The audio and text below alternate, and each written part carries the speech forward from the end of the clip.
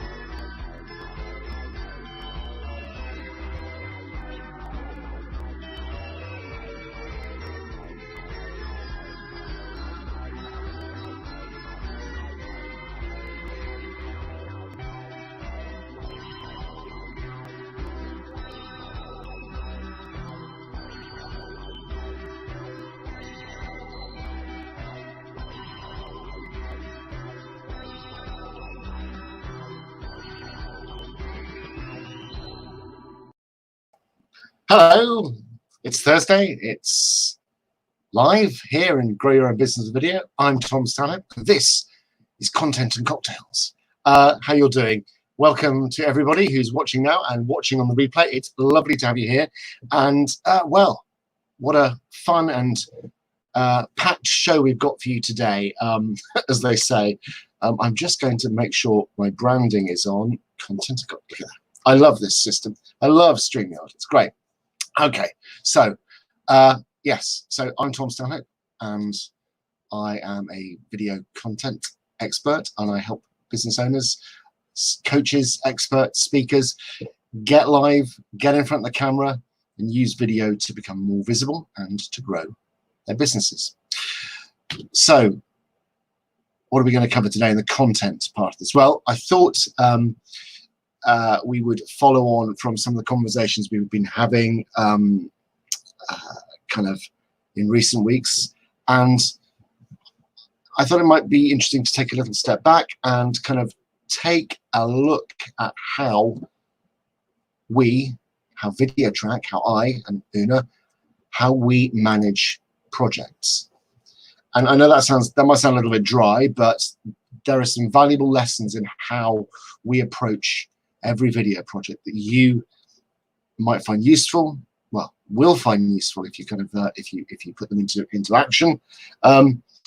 So I thought I'd take a bit of a look at that. I thought also I'd take a little bit of a look at what content marketing is. We talk a lot about video content and the hows of it, but it's worthwhile just taking a little pause and thinking of the why we do this. Why do we do content marketing? What's the value behind it? What can we as business owners benefit from when we look at content marketing? Because it's something that gets talked about an awful lot, but I think there's often a bit of mystery and a bit of uncertainty as to what it actually is. Bit of housekeeping first. If you're here and if you're commenting, at the top of this post, you'll see a link to StreamYard. You're going to have to give StreamYard permission to post your name, because if you comment and I can click the comments up, if you haven't given StreamYard permission to show your name, it'll just come up as a faceless, just Facebook user.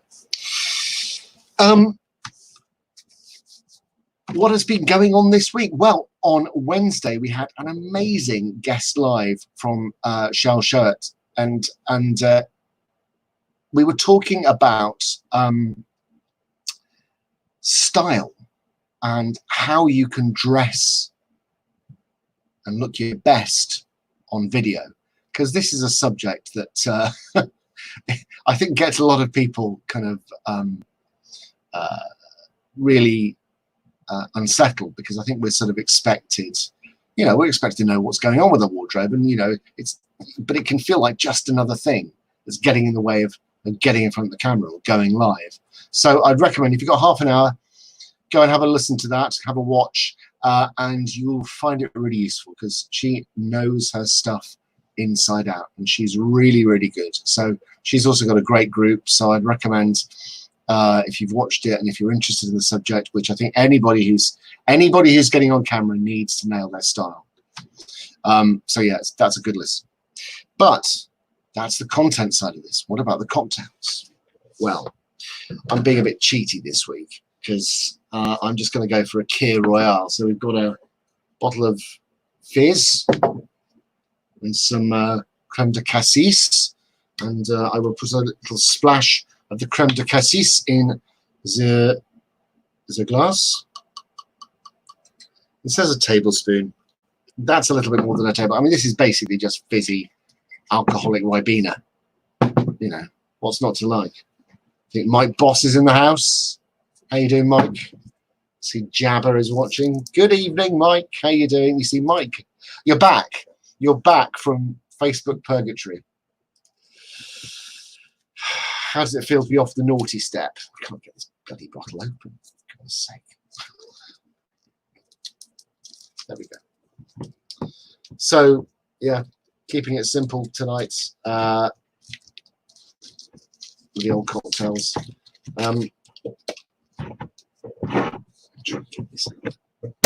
Whoa! Wastage. Not too much, thankfully.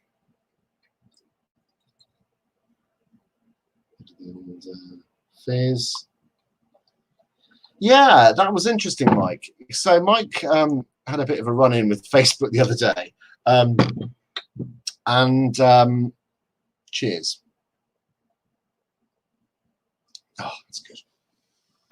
So I had a bit of a run-in with Facebook the other day and got a temporary ban, didn't you? Probably for posting all those gratuitous seasonal mince pie posts. And so they banned you, but you're saying you can't go live for another 2 weeks. Outrageous. That's weird. So, yeah.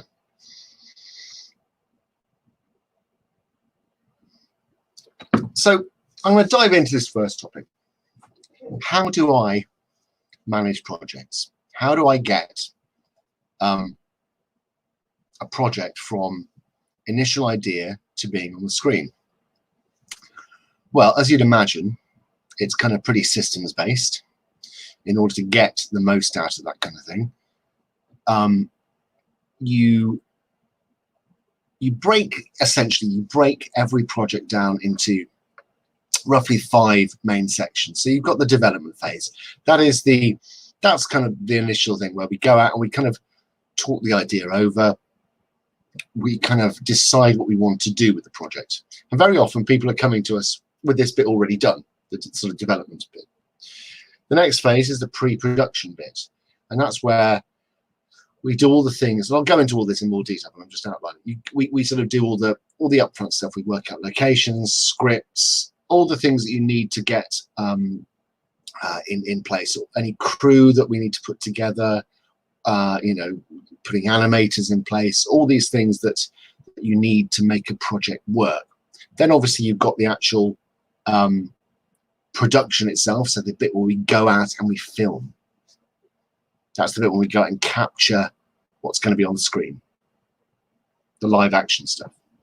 Then we've got the post-production, which is where we edit, do any sound work, do any kind of graphics work.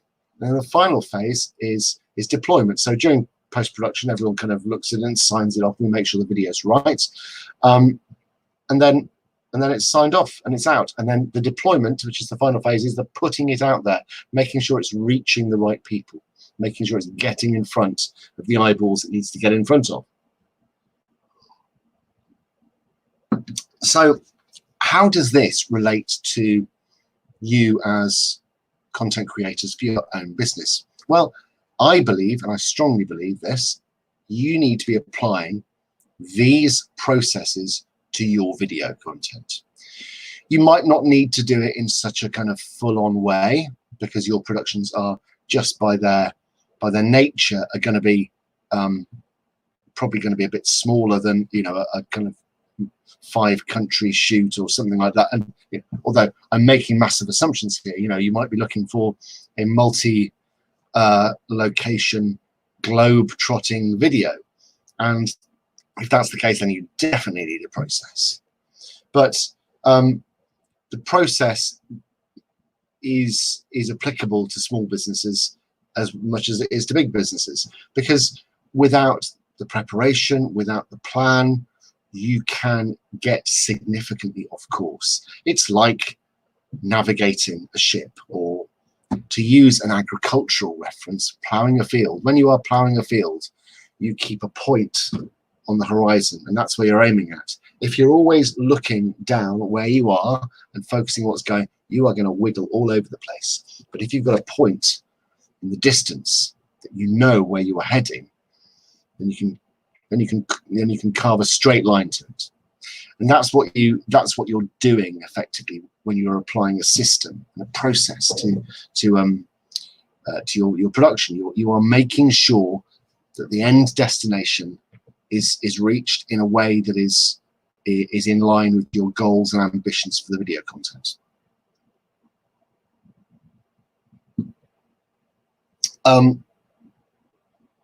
So Christine is here. Hello, Christine. I think, is this the first time you've joined us on a cocktails and content, or content and cocktails, depending on how thirsty we are, live? If so, say hello in the comments.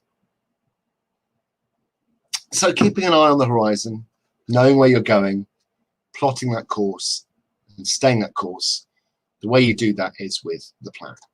So in the development and the pre-production phase, we are mapping out very precisely how we are getting to our end destination. And the foundations of a successful project are set in the pre-production phase. Without that rigorous planning process, there's a great danger that everything else kind of just, falls apart. That may all seem very obvious, but I will tell you right now for nothing that time and time again, you will see projects being run by clever people who have very good intentions, whose path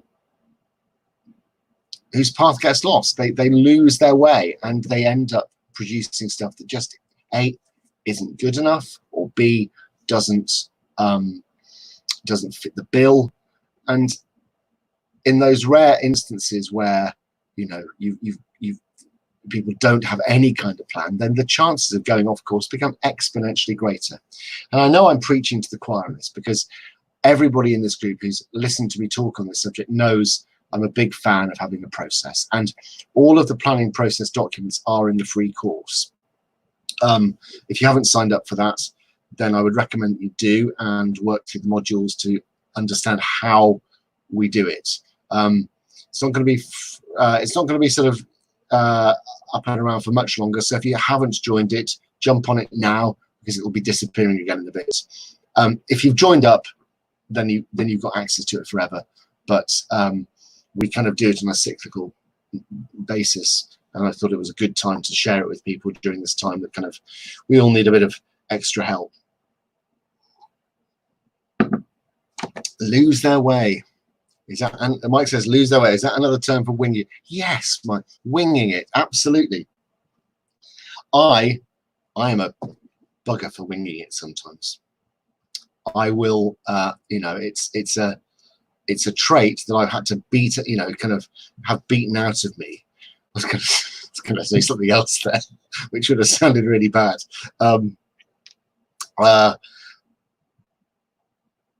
But if I don't have a plan, I find it very easy to sort of get off course. So yeah, losing their way is another term for winging it, and winging it is great if you are a seagull and you are looking to steal a chip. If you are looking to steward a successful video project to completion, then winging it is a very bad idea indeed. So there we go. Plan, plan, and plan, and stick to the plan.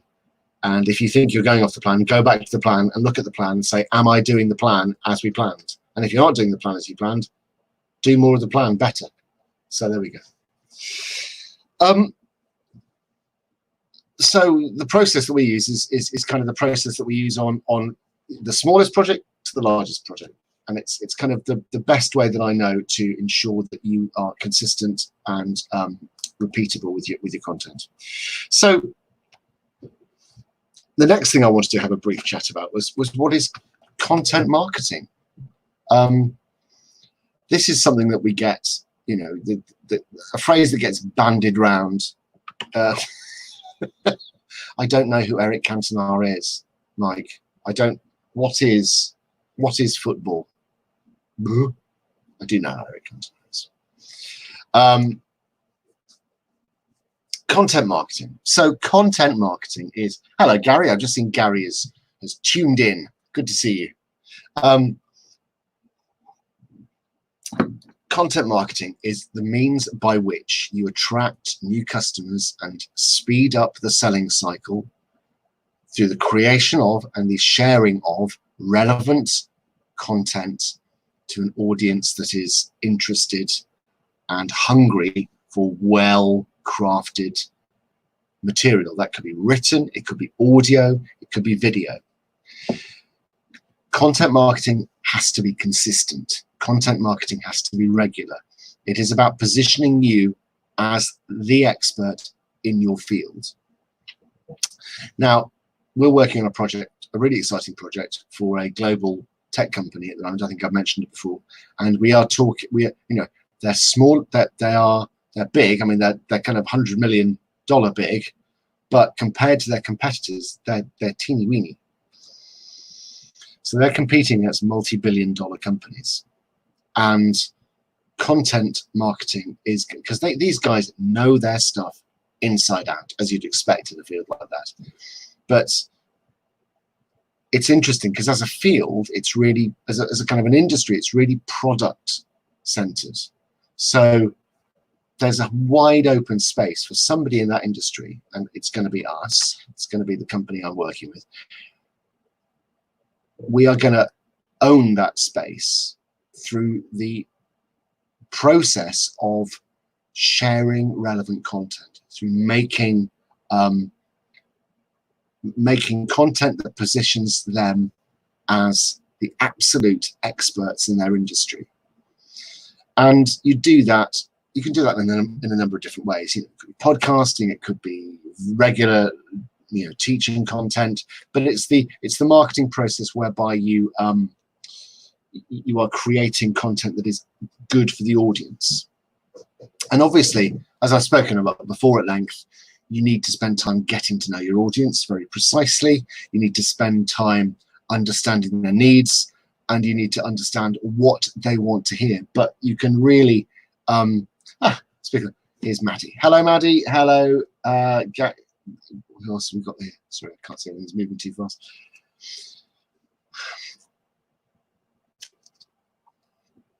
So it's, yeah, we've got a whole space, and you'll probably find in your industry, whatever it is, and I think Mike Boss is a great example of this. Your industry, Mike, is ripe for this, I think, because you say it yourself. You say, "Oh, my industry is boring." I don't think it's boring. I think finance. I think kind of that sort of that space is actually, you know, it's a critical thing to for businesses to be kind of informed about and educated about. And I think there is a real need for somebody in your industry, who I think should be you, Mike, to take up the mantle of educator and sort of business champion, educating people about the ways of finance, of asset finance, because if nobody else is doing it, it presents an absolutely golden opportunity. And I think you've got the lighter stuff absolutely licked, and I really love your finance guy. Anyone who hasn't watched it, go and find Mike Boss's videos with his finance guy character. And you know, it's a really nice. I shy away from the kind of the comedy stuff, because for me, it's I know what I find funny, and I'm not sure that many people find what I find funny. So I play it safe.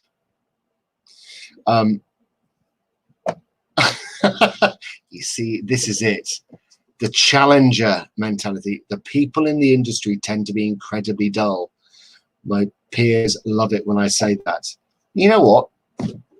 Your peer, you should, you don't have to care about your peers. It's your customers who are interesting. Your peers, who cares? They're probably quite boring, like you say. They're probably more threatened by somebody actually showing up and being visible.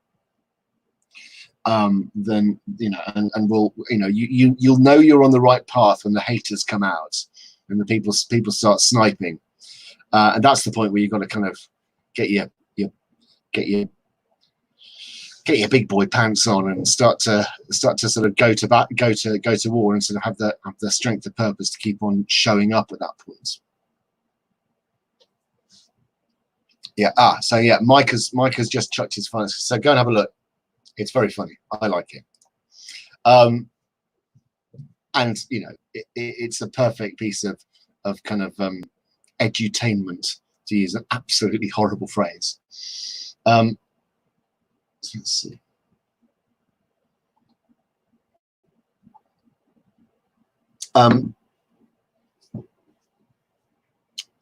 Content marketing is not a quick win.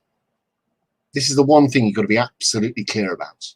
Content marketing is the absolute opposite of a quick win. It is going to take somewhere between 6 to 18 months for it to really bite.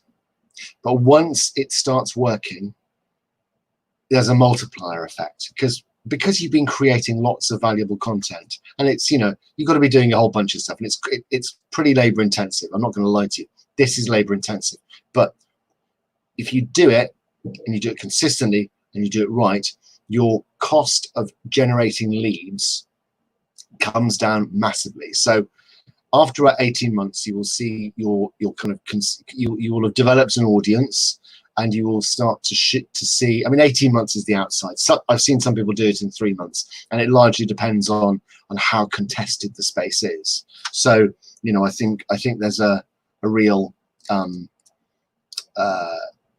kind of you kind of got to do a bit of market research. So if you have a hotly contested space in which people are educating lots of people in your industry, then it's going to take longer to cut through, and you'll have to really put some kind of significant effort into your content. But you might be in an industry like Mike's, might be like the kind of the cooling company, where there just isn't the content out there.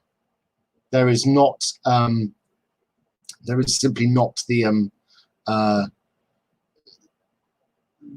content creators are not active in that space, and so it's a largely uncontested zone which you can kind of walk into and get a bit of get your information out there, because they'll probably be a very hungry audience who are eager to hear what you have to say. Because if it's an uncontested space, then that doesn't necessarily mean that there isn't an audience. It just means that there is a potential audience that isn't being served with information they need. So yeah, it's going to take time, but when you do it consistently, and when it bites finally, and when it kind of really starts to make an impact, that is when you will really start to see the benefits to speed of conversion. So it really helps with turning leads and prospects into buying customers. Helps massively with that, because it's great for visibility, it's great for trust, it's great for kind of people understanding your value. It speeds up the process of generating leads as well. If you are out there and being visible and being seen by people, being seen by your ideal audience, it follows very obviously that some of those people who watch your content, a proportion of them will turn into people who make inquiries, and a portion of those inquiries will turn into buying customers. And it is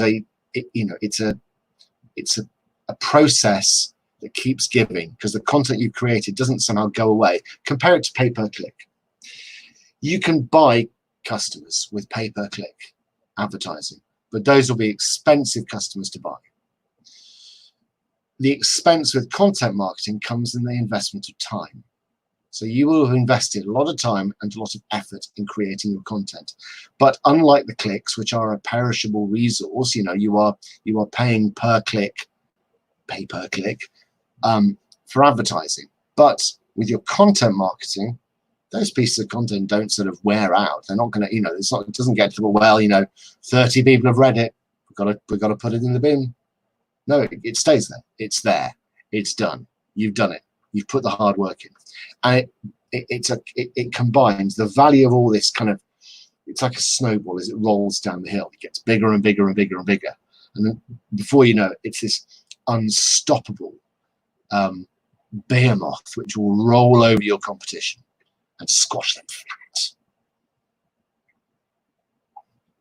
Is that all making sense? Any questions so far?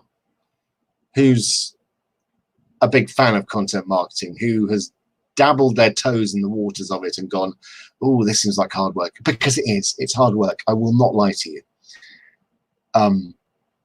Turning up every week doing this, because this is a form of content marketing, obviously. Me sitting in my study, chugging a cocktail is, you know, there are worse ways to content market, I can tell you, but it is a, you know, it's a process. And we're only, what, sort of 6 months into this process, and we know that this is a 12 to 18 month journey. We're building an audience, and we've reached. Here we are. This is absolutely true and bizarre how it doesn't even have to be relevant. I put up a nonsensical post about mince pies yesterday and got an inquiry for asset finance as I was in somebody's heads. Stay in their minds. It's about being top of mind.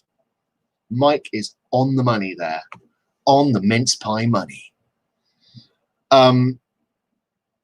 It's not about being the best. It's not about being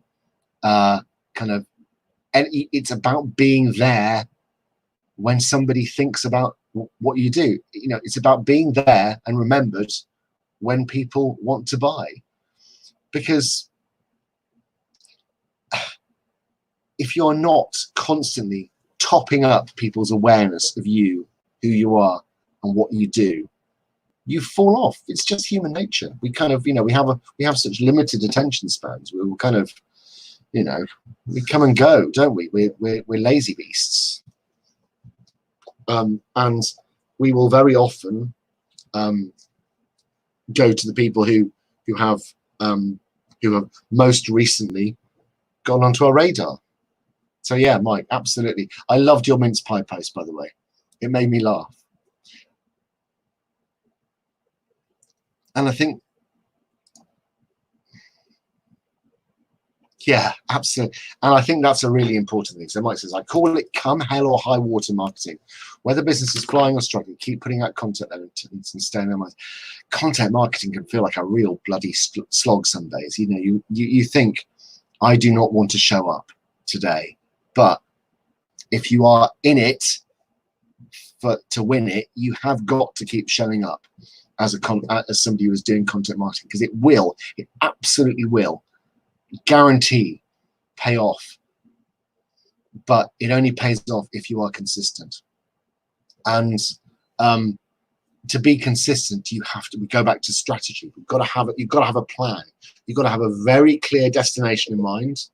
You've got to have a very clear audience. You've got to have a very clear message to tell that audience.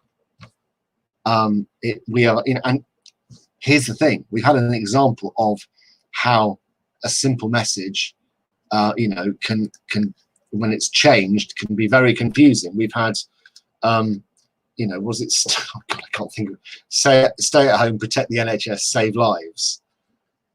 And then it's turned to stay alert. And everyone's gone, what does that mean? What does stay alert mean? People get very, very, you know, it's like I'm now in a permanent level of alertness. I'm a very alert man.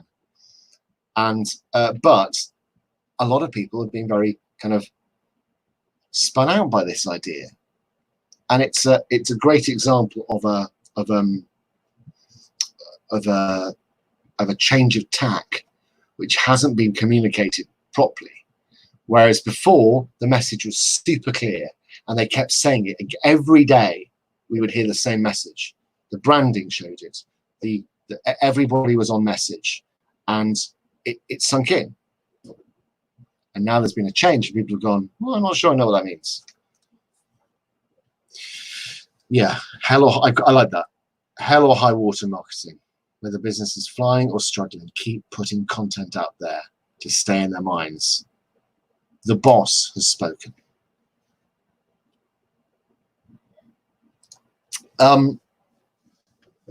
So yeah, there's an article on our website. Actually, I will.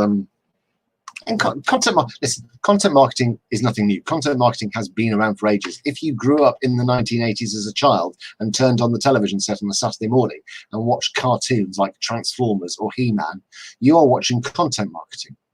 He-Man, as a show, was developed by a toy company to sell toys. It wasn't from a comic book, and at the time, it was. There's a really interesting documentary on Netflix about it because it was revolutionary. Mattel, the toy company, came up with a comic book and a TV show to sell their product, and it was there every Saturday morning, and their audience was very clearly defined, and they had a strong message, and they had strong abs, well-defined torsos, and a very, a very consistent message of "I am the power." And He-Man went on to be one of the biggest selling toys of all time. And people thought that initially people thought Mattel were completely crazy. But because normally it was like, okay, they looked at the Star Wars toys, and they were like, okay, no, successful film, make toys of it. There you go. But Mattel were like, no, we're going to create some content, and then we're going to use that content to sell toys, which is fascinating. It's a really interesting story, actually. If you're interested in marketing in any capacity, the sort of the shift that the toy market underwent in the 1980s is fascinating because it turned itself into a content marketing machine, and people invented content marketing. So, Transformers and He-Man and My Little Pony, and Care Bears, all these toys, which were huge in the 80s, are off the back of a content marketing strategy.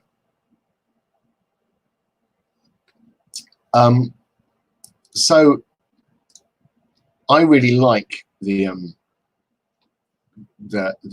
kind of the art of content marketing, and I think I like it because it is not an easy win. It feels like one of those things. If it's worth doing well, it's going to take some time. It's going to take some craft, and when you win at it, man, it feels good. I'm going to use that moment to pour myself another of these tasty Kia Royales, which is, basically just a posh fizzy Ribena. So, any questions you got? Hit me with your questions. I've got an article about this on the website, and I'll share the link here. It's a few years old, but actually, there's an article. It still has relevancy because very little has changed really about content marketing. In fact, I will share the link now.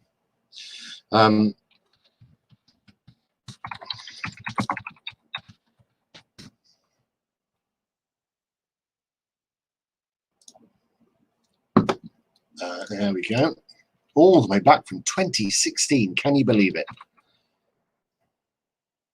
Can you believe it? There we go.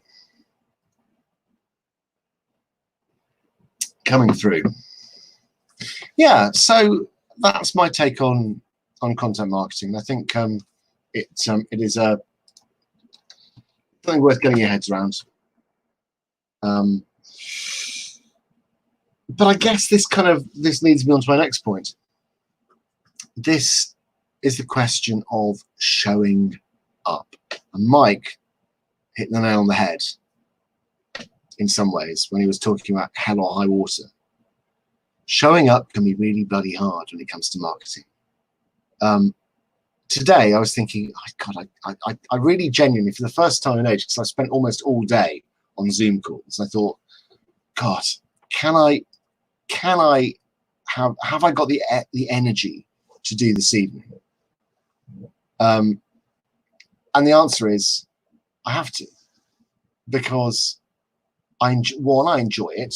I really enjoy this. I enjoy turning up doing this. And two, it says it in the diary. And if I don't do it, what does that say about me, the process, my dedication, all these things? You know, there are lots of reasons why I have to do this. Mike's here saying, Mike's commented again. So it says, as you say, it's a long slog and you feel like you're getting nowhere. Yet when someone says they've heard your name and seen your content, it's all worthwhile. Absolutely. I mean, this is it. I was having a bit of a kind of a down moment about all this the other day. And I went into Facebook and had a look at the analytics about the group. And I was absolutely astonished to find that out of 300 plus people, there are 260 active members, and that means people who are reading content, who are interacting with it in some way. Now, that doesn't mean they're all commenting, but it means people are reading. They're spending time in the group. They're spending time looking at things, and I was really heartened by that, because the showing up is hard when it feels like you are shouting into an empty room, and that is the key reason why a lot of people just do not stick with content marketing, because it feels like sometimes it's going nowhere, and the reality is probably for a big slice of time it's not going anywhere. But in your consistency, in your regularity, lie the riches.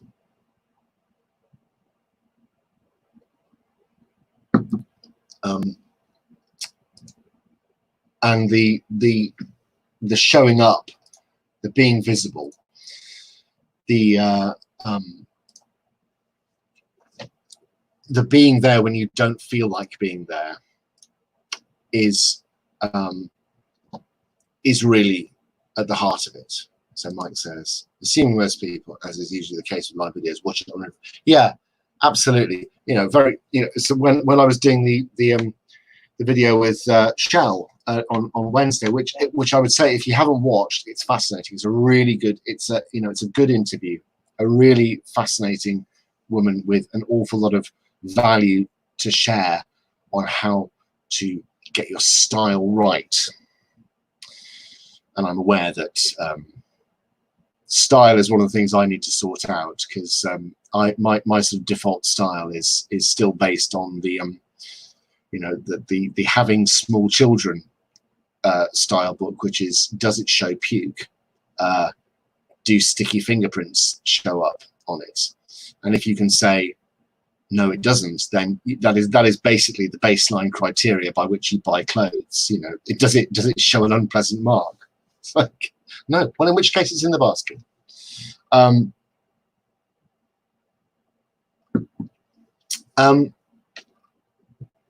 But but the great thing is, when it works, it feels bloody brilliant. Showing up becomes, when people, I'm really enjoying this, because, Mike and I are having a chat. In fact, I might invite Mike, see if he fancies coming in, going, oh no, can you go live, Mike? I want to test something out, actually. If I can invite you, if you can go live here, I wonder if I'm going to copy this here. If anyone wants to hop on here and ask me any questions, please do. We have a live Q&A. So that is the live feed. You can hop on. I'm not going to insist that you have a cocktail in hand, but if anyone wants to hop on, please wear clothes. At least from the top. You could be wearing nothing down below, but as long as there is no full frontal nudity. Yeah. So this is like roulette. There are two people watching. I think one of them might be me. So it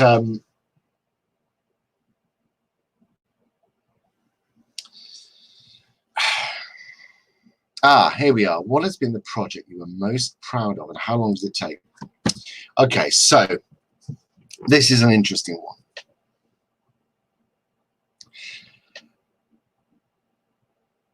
So I'm going to do two here. One from a number of years ago, which was a real multimedia project, and one from recent years, which has been with someone that we know very well. So the first one was, gosh, getting on for about, I don't know, 15 years ago now, possibly. 2008. So about 12 years ago. We did a project up in the West Midlands for a big funding bid, and video was a small part of it. And it was for a project called the Green Bridge, and it was for a mega lottery grant of about 50 million quid, and we had big ambitions for the project. We had a nice fat budget to work with, but that budget was being used very efficiently and in lots of different ways. So we did a whole bunch of video content for it, and one of them involved getting a client of ours dressed up as a badger. So that was somewhere out there's a whole bunch of videos with the Black Country Badger. Unfortunately, we appear to have lost the drive with that archive footage on. Somewhere the Black Country Badger is out there. We found that we actually managed to track that video, and it has ended up on some really weird Japanese websites. So it clearly had reach, but whether it was the right kind of reach. But we commissioned some artists to build like a 40-foot phoenix that we took up to the top of a place called Barbeacon in the West Midlands, and we set fire to it. It was kind of like, and we commissioned a company from Manchester to come and do a big pyrotechnics show. And so we got to do some really cool stuff. We didn't win the bid in the end, which was a real shame, but we sort of got second prize and got sort of best part of 10 million quid to spend on projects or something like that. So it wasn't a failure, but it wasn't quite the success that we really wanted. But it was really good fun to do. We had an absolute whale of a time doing it. And it was for a big. It really kind of lottery. It was one of those projects where there were huge amounts of moving parts. There were lots of people who were very nervous and very anxious about the crazy ideas we were coming up with, but ultimately very supportive. And we were working with 4 different councils simultaneously, none of whom particularly liked working with each other. I think that is the moment where I lost my hair. All of my hair just fell out simultaneously, and that was it. I was bald. It was unbelievably stressful as a project, and there were all sorts of other things going on in our personal life at the time, and this was all set against the background of the financial crisis. So it was nuts. The whole thing was just crazy time. But it was a lot of fun. I'm really proud of the stuff we created off the back of that.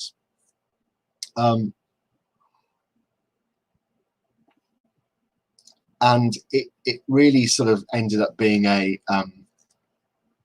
fascinating sort of journey, the whole process. So that was one I was very proud of. Another one that I've been hugely proud of is the content work we've done with Danny Wallace. So in recent so the last 18 months, Danny and our paths crossed through Brad Burton's Now What Club, and we kind of cooked up some crazy ideas. And I think our paths crossed just at the point where Danny was really massively ramping up her visibility.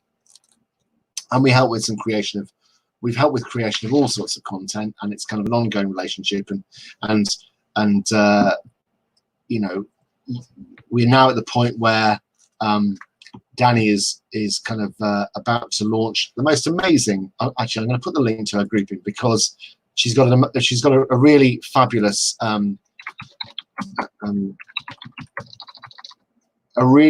event coming up called the Big Festoon, which is really all about supporting some astonishing,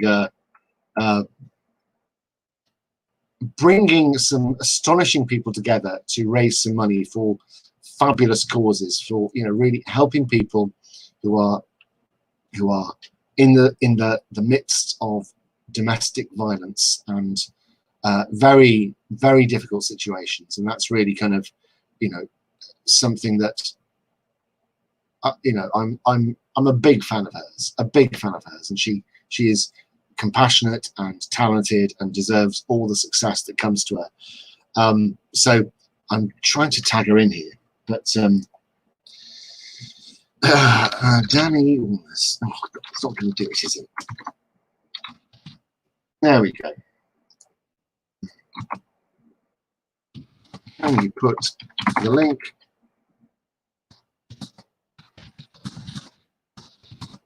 Big.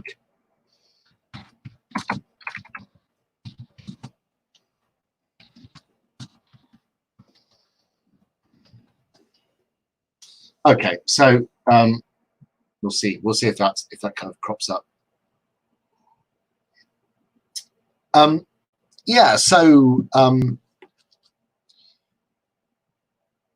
the work with Danny has been great. I really enjoyed that because actually it's working with somebody who is motivated, collaborative, great in front of the camera, but actually is open to ideas and kind of all sorts of stuff. And as Mike says, so Mike very kindly says, the work with Danny is amazing. That's how I found you, which is really, really kind.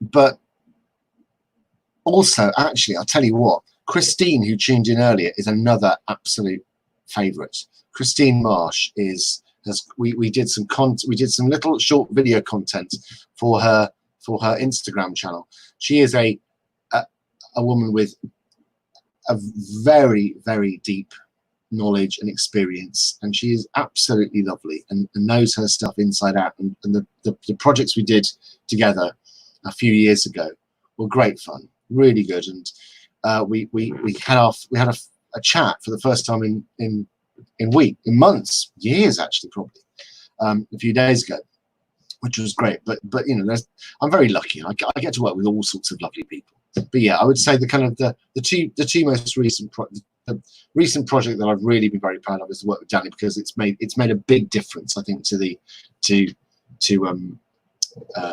what's going on in her world.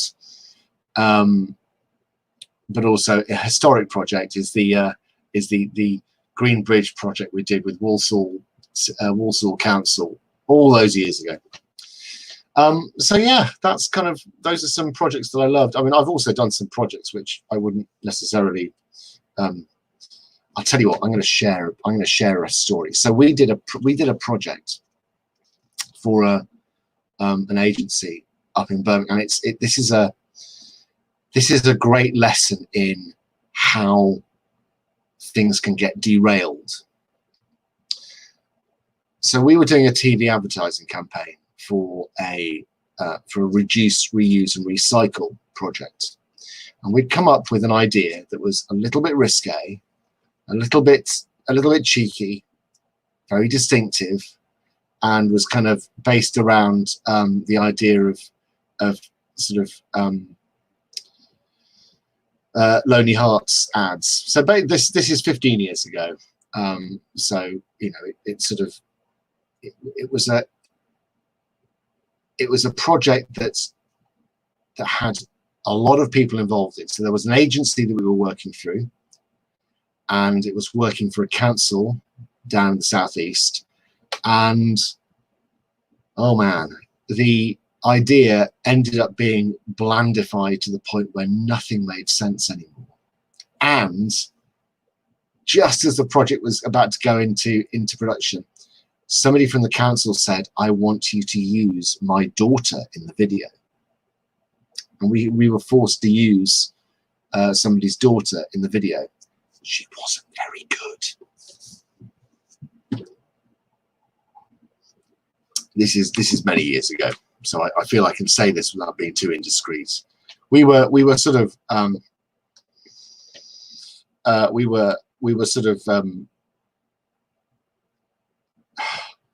the project was great because we got to work with a very talented director of photography, a guy called Phil Bloom, who was excellent. So we brought him in, and the filming days were an absolute hoot. We had a great time.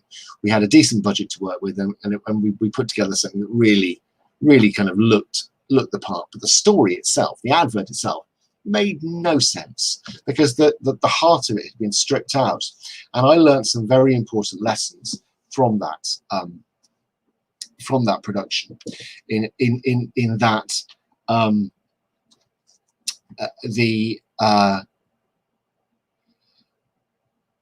the integrity of a project. Yeah, sorry. I do love great ideas, but as you say, there are great ideas, and you know, they undermine the integrity of a project very, very quickly. When you have people coming in saying, you know what would be great? It'd be great if we took this idea and took all the bits that are funny, original, and a little bit edgy out, and did it in a way that was quite boring, and kind of make it really bland. So we went from having something that was kind of, I thought, genuinely funny, and had a bit of wit about it, had a bit of visual style, a bit of charm, and it ended up being super dull. I'm not sure it even went out for broadcast, because I think everybody involved knew that they'd managed to take a silk purse and completely sow's ear the whole damn thing. So I learned a lot from that project. I learned a lot about standing up for the creative vision. I learned about not being steamrollers, and I learned about the knowing when to walk away moments. You can in every project there is a point at which you can get pushed, you know, so far, and I think this is true for anybody in any industry and any business. You know, this is just a general business rule. When you're working with people who do not respect your expertise and your knowledge, I would say that I have a good understanding of video, and even back then I had a good understanding of video. And when somebody sort of says, actually, I don't trust your judgment, despite the fact that we're paying you quite a lot of money to do this, that's the point when you have to go either no, or just, you know, either stand your ground or walk away. And that's really tough. I think I've got time for one last story, probably. So, years and years ago, we did a project called Ice Hockey League UK, and it was crazy. We did 6 months worth of filming, non-stop every weekend, turning around an hour's worth of TV, broadcast television each week for Sky Sports. Well, it was Sky Sports, and it was Setanta at the time. I don't think Setanta exists as a channel anymore. But we were providing coverage of the UK ice hockey season, and we had a tiny budget, a rookie presenter, and no audience, and no time to turn this around. And I think I learnt more in those 6 months about production and efficiency and how to work without any sleep at all than at any other point in my career. It got to the point, so at the time I was working, my first business partner, a guy called George Fleming, who was a very good director. Once we got through that process, George basically said to me, I cannot do this anymore. That was too much. and you know, it took him quite a long time to sort of recover from the experience of doing Ice Hockey League UK.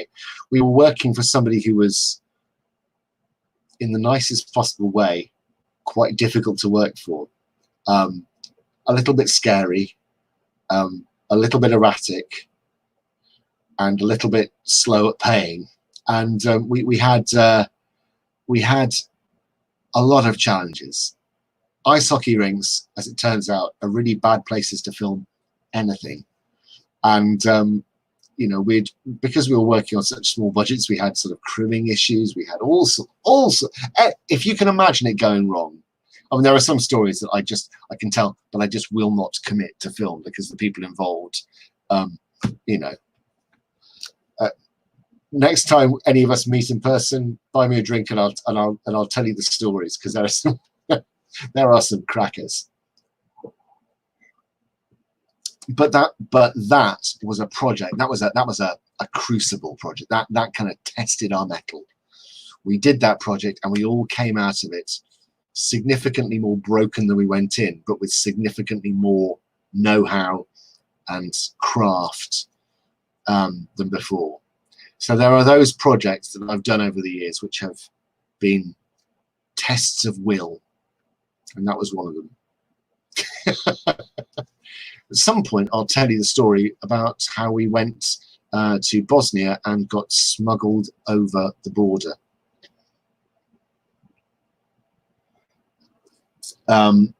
So yeah, so there's a lot of different stories, but really, what the point of me telling these stories is to sort of give you a sense that the world of video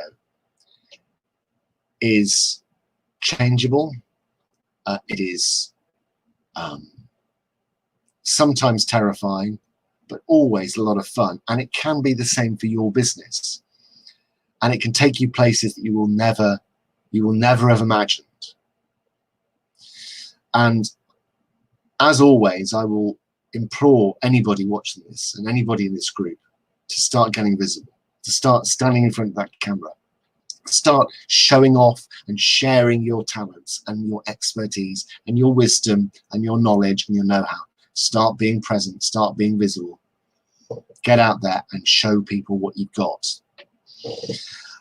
Thank you so much for joining me this evening. It has been, as always, a ruddy pleasure. I will be here next week, and tomorrow I'll be going live and we'll be having a bit of a chat about the weekly challenge, the micro challenge, and sort of having a look at the editing facilities that we've all been taking a look at this week. But once again, thank you for tuning in. This has been Content at Cocktails. I am Tom Stanhope. Thank you for watching.